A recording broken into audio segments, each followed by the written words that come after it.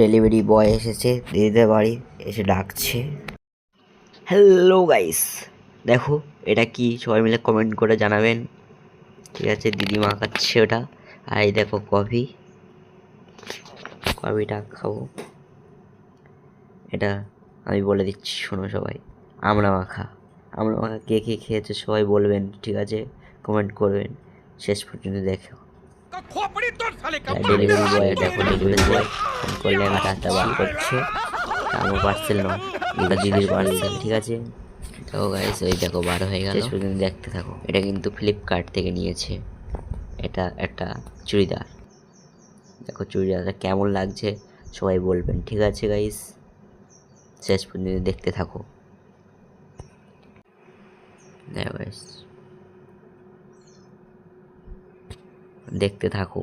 এই দেখো, এই যে চুড়িদারটা, দাম কিন্তু 700 টাকা। কেমন লাগছে সবাই বলো।